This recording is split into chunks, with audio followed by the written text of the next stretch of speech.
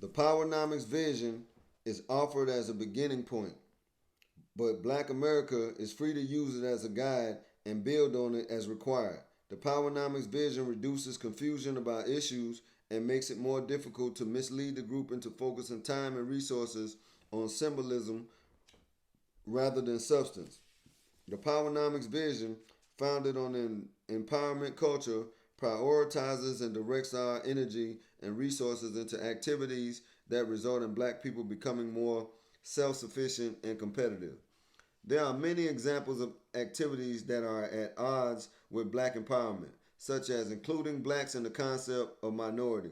For example, major American corporations are again pushing Congress to increase the immigration quota on the number of highly trained foreign nationals who could immigrate into this country to fill high-tech jobs. This practice has a direct impact on black Americans. Trained in their country of origin, these immigrants represent a free ride for American corporations.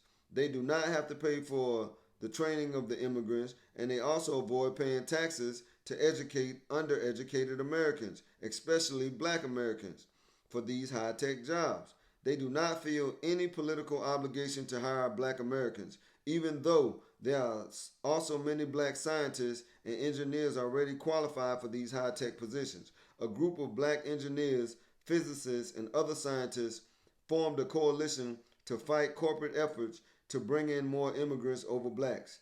These immigrants are rarely, if ever, from a black country. Unfortunately, the coalition of black engineers and physicists made the mistake of framing the issue as a minority issue rather than a black issue. Remember that word, minority. Take yourself out of being a minority. You're black, foundational black American. You feel me? You've been in America. We was already here. We're not immigrants. So we don't need to mix when we going at presenting laws, trying to get laws passed on our behalf. We cannot filter ourselves in as minorities, because when they say minorities, that mean everybody: immigrants, Asian, Mexican, Spanish speaking people. You see what I'm saying? Whites, they all get included. You dig? Let's continue on. The group solicited support from the Congressional Black Caucus. The response of the Congressional Black Caucus was to ask that measures be taken to boost minority employment. The response of the White House further misfocused the issue. Rather than aiding the black scientists and engineers, the White House recommended legislation to provide training programs to all Americans, with a special emphasis on minority, women, poor students, and the disabled. These black engineers got what they asked for. The immigrating technical workers are non-black minorities. The problem: nobody wants to propose black solutions for black problems. Society is more comfortable recommending broad minority solutions for problems that are actually unique to black people alone. The recommendations of the black scientists, the Congressional Black Caucus, and the White House will help Hispanics, women, and a myriad of other groups, but not one will help the black scientists who raised the issue. Hispanics and all of the imported foreign workers will be direct competitors to blacks because of their minority status. Requesting assistance for minorities is actually requesting assistance for competing groups. The solution fashioned did not solve the problem of black scientists. In contrast, the PowerNomics vision is designed to give a sense of direction based on group self-interest to economically and politically empower black people by the year 2005. The third key to empowerment. The third key to empowerment is to supportive PowerNomics paradigms that can function as windows through which Black America's view of the world is further refined. We must not underestimate the importance of having paradigms that guide us to see, think, and behave as a group. Based upon our own self-interest, these two paradigms are ethno-aggregation and vertical integration.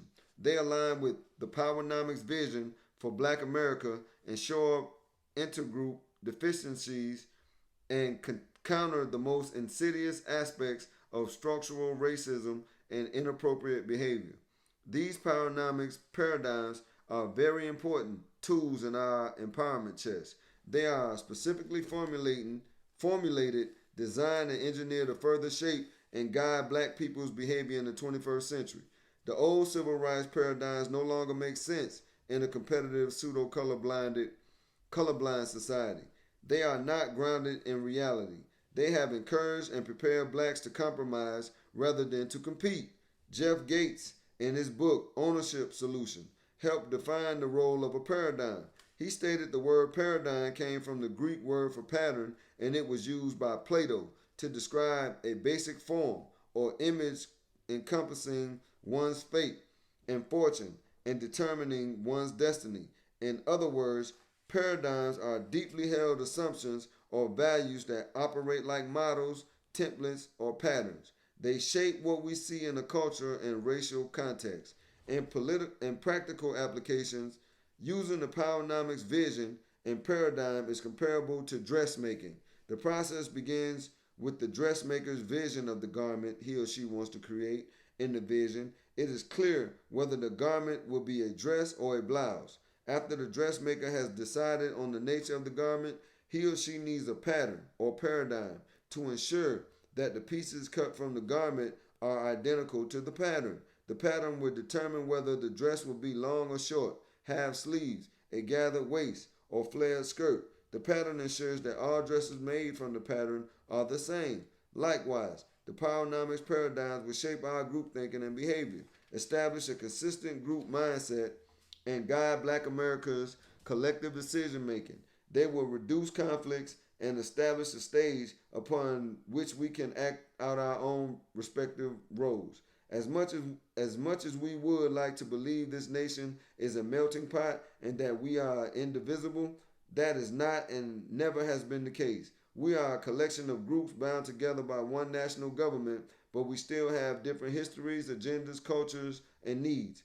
Black Americans remain outside of the mainstream society because whiteness is non-porous to blackness. Is black success totally determined on acceptance into the white mainstream society? No, it is not. The two paradigms that follow are the next two empowerment keys. They will help Black America to own and control resources so that they can compete inside or outside of the mainstream society. Paradigm number one, ethno-aggregation. Ethno-aggregation is best defined as the voluntary concentration of individuals and their resources around their ethnic or language commonalities for the purpose of improving their economic and political competitiveness. The term ethno-aggregation may be new, but the concept is not. It is a behavior pattern used every day by religious, gender, ethnic, and Spanish-speaking groups. The culture of these groups emphasizes that members rally around common characteristics or attributes in order to pool their collective resources and compete with non-group members. According to the PowerNomics plan, the primary purpose for ethno-aggregation is to convert disaggregated Black individuals and groups into a national team and to concentrate their resources. The more concentrated their resources, the greater their impact and competitive advantage will be. For Black Americans, this paradigm is important because it can directly reverse past conditioning and is the antidote for Willie Lynchism, a slaveholder plan to divide and conquer Black slaves. Ethno-aggregation encourages blacks to unify as a people, as an alternative to seeking to unite with others. It encourages blacks to pool their resources. A fist has a greater impact than 5 separate fingers, but a scattered group is like separate fingers. The impact of the 5 fingers working together as a fist has an even stronger impact if directed towards the weakest part of a competitive force. An aggregation group that has a competitive advantage over a group whose resources are scattered. Likewise, ethno-aggregation is most effective when the resources are organized and directed. Blacks already ethno-aggregate every time they attend an all-black church and participate in a million-man march. In politics, we have voted as a bloc within both the Republican or Democratic Party, and although we have seldom receive direct benefits, our collective voting has testified to our political strength and our ability to ethno-aggregate. We must now learn to be more strategic with our ability to ethno-aggregate in politics and learn how to unite and concentrate our financial resources to achieve group economics goals, just as whites and ethnic immigrants have done for centuries.